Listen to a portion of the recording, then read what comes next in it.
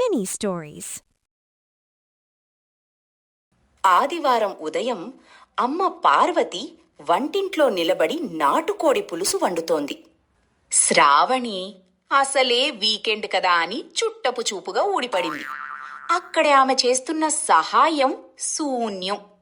పైసా పని చెయ్యకపోయినా ఈ నాటుకోడి పులుసు నా వల్లే ఇంత బాగా ఉడుకుతోంది, నేనే గనక లేకపోతే ఈ వంటిల్లు కాస్త అగ్నిహోత్రుడికి ఆహుతైపోయేది అన్నట్టుందమ్మ హడావుడి. చేతకానితనానికి అలంకారప్రాయంగా ఆ మొహంలో గంభీరమైన ఎక్స్ప్రెషన్లొకటి. ఏమీ లేని ఆకు ఎగిరెగిరి పడ్డట్టు. కొడుకు ఆనంద్ కాఫీ తాగుదామని వంటింటికొస్తాడు. తీరా అక్కడికి వచ్చాక చూస్తే అమ్మ అక్కడ ఘుమఘుమలాడే నాటుకోడి పులుసు వండుతూ కనిపిస్తుంది. ఆ సువాసన తగలగానే కాఫీ సంగతి మర్చిపోయి ముక్కు గాల్లోకి పెట్టి ఆనంద్ సువాసనని ఆస్వాదిస్తూ పరవశించిపోతూ, ఆహా, ఏమి రుచి అనలేను గాని ఏమి సువాసన! అద్భుత, అమోఘ, అనిర్వచనీయ. ఈ నాటుకోడి పులుసు సువాసన నా ముక్కు పుటాలను తాకుతుంటే ఆ నలభీమ పాకం కూడా నీ వంట ముందు మోకరిల్లాల్సిందేనమ్మా. జగన్మాత, నువ్వు సాక్షాత్తు అన్నపూర్ణేశ్వరవి, వంటల్లో లోక శిఖామణివి. పార్వతి చేతిలో గరిట తిప్పుతూ మొహంలో వెటకారం ఒలకబోస్తూ, అబ్బబ్బా, ఆపరా నీ లౌక్యపు ల్యాండ్ మార్కు భజన. కాఫీ కోసం వచ్చి కాకమ్మ కబుర్లతో కడుపు నింపేస్తున్నావు. నిన్న కాక మొన్న శుక్రవారం నాడు కూరలో కాస్త ఉప్పు తక్కువైందని హాల్లో కూర్చుని కొంప మునిగిపోయినట్టు ఏడుపు లంకించుకుని, అసలు నీకు వంట వచ్చామ్మా, ముద్ద దిగడం లేదు అంటూ ఒక పితూరి పింజారి వెధవలా వాగావుగా. అప్పుడేమో ఆకలి రాక్షసినయ్యాను, ఇప్పుడేమో అన్నపూర్ణేశ్వరినయిపోయానా? ఆనంద్ నవ్వుతూ అమ్మ భుజం చుట్టూ చెయ్యి వేసి బ్రతిమాలుతూ, అయ్యో, అది కోపం కాదమ్మా, ఆకలేసినప్పుడు వచ్చే ఆరాటం. అయినా ఈ ఇంట్లో నీతో కాకపోతే ఏ మున్సిపాలిటీ ఆఫీస్ ముందుకో వెళ్ళి అక్కడ వాళ్లతో తలపడమంటావా నా బోడి తిప్పలు? నిన్ను కాకపోతే ఏ పక్కింటి సుబ్బారావుని ఆట పట్టిస్తాను చెప్పు. నా సర్వ హక్కులు, సమస్త పోరాటాలు నీపైనే కదమ్మా. పార్వతి నవ్వు ఆపుకుంటూ కసురుకుంటూ, సరే సరే, చాలే నీ వేదాంతపు హరికథలు. ఆ సోది ఆపి ముందా కాఫీ గ్లాస్ అందుకుని కాస్త యువతలికి తగలడు. పులుసు ముక్క ఉడకక ముందే నీ డైలాగులకి ఇక్కడే కరిగిపోయేలా ఉంది. ఆనంద్ కాఫీ తాగుతూ బయటికి వెళ్లబోతుంటాడు. పార్వతి చేతిలో గరిట పట్టుకుని, ఓరే ఆనందా, ఆగరా కాసేపు. మొహాన కాసిని పాలు పోసుకుని కాఫీ తాగాననిపించి అలా గాలి మోటార్లాగా ఎగిరిపోతే ఎలా? పెళ్ళంటూ చేసుకుంటే పెళ్ళాం వెనకాల పడి దానికి భజన చేస్తూ ఈ కన్న తల్లిని కాస్త అట్టపెట్టెలో పాత పేపర్లలా పడేస్తావు కదా. ఎందుకైనా మంచిదని నీకు పిల్లను వెతకటానికి ఇవాళ్లే ఆ పెళ్లిళ్ల పేరయ్య మధ్యవర్తిని రమ్మన్నాం, నేను మీ నాన్నగారు. ఆనంద్ కంగారుగా, అమ్మో అమ్మా, ఇప్పుడే పెళ్ళేంటమ్మా?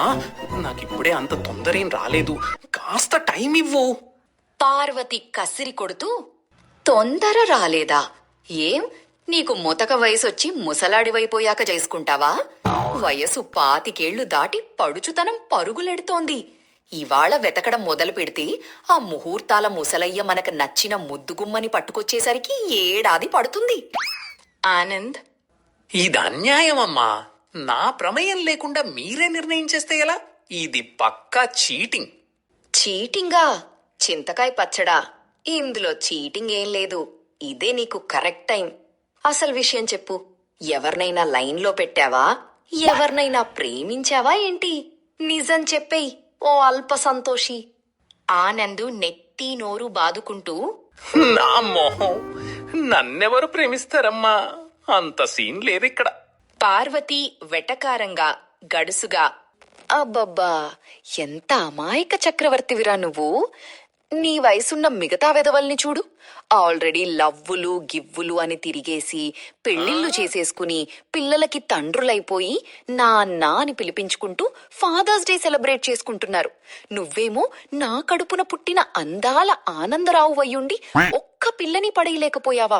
చీచి, ఎంత ఘోరం, ఎంత అవమానం! సిగ్గుచేటురా, సిగ్గుచేటు! ఆనంద్ ఒక్కసారిగా ఫ్లాష్ బ్యాక్ లోకి వెళ్తాడు. చిన్నప్పుడు పార్వతి, ఒరేయ్, ఆడపిల్లల వైపు చూసావా? కళ్ళు పీకేసి గోళీకాయలాడుకుంటా. స్కూల్ వయసులో పార్వతి, ఏరా, అమ్మాయిలతో మాట్లాడావా? నాలుక కోసి కారప్పొడి పెడతా. కాలేజ్ వయసులో పార్వతి, ఎవత్తనైనా ప్రేమించావో కాళ్ళు విరగ్గొట్టి కాటికి పంపిస్తా, జాగ్రత్త. కట్ చేస్తే ప్రస్తుత పరిస్థితి.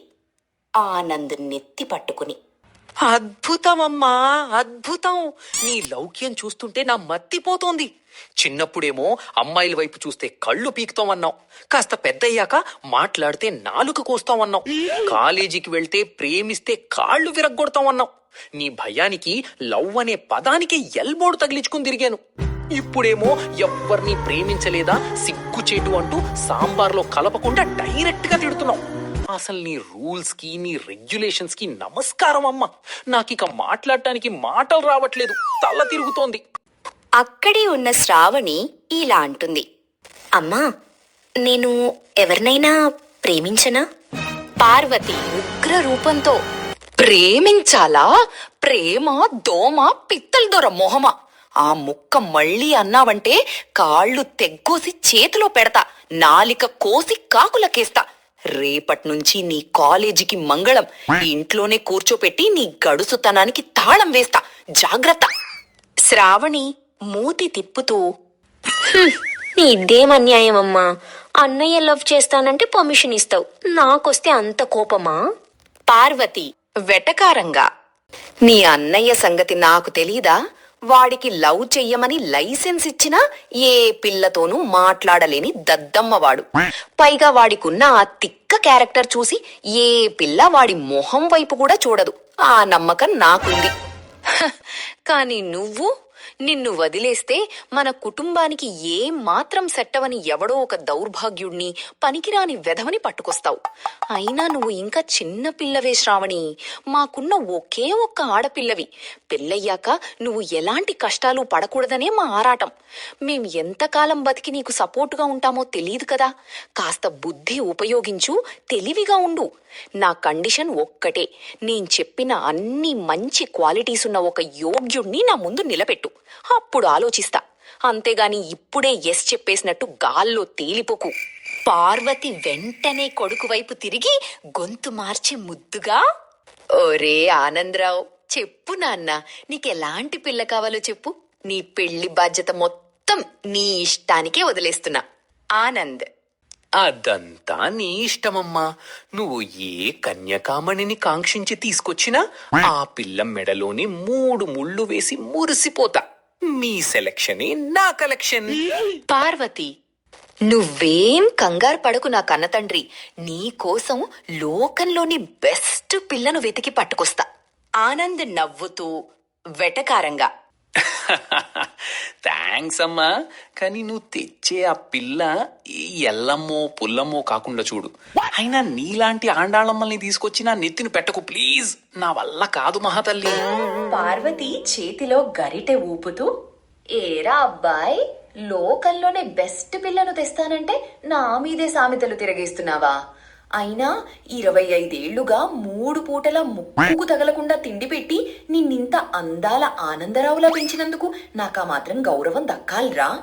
కన్న తల్లి కదా అని కాస్త కనికరం చూపించకుండా నన్నే ఆండాళమ్మా అని ముద్ర వేస్తావా? నీకు దొరికేది నాకంటే 10 రెట్లు గడుసైన గయ్యాళి గంగమ్మే అవుతుంది చూడు.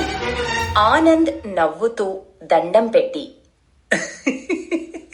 తల్లి, నీకు సాటి, నీకు పోటీ ఈ భూప్రపంచంలోనే ఎవ్వరూ లేరమ్మా.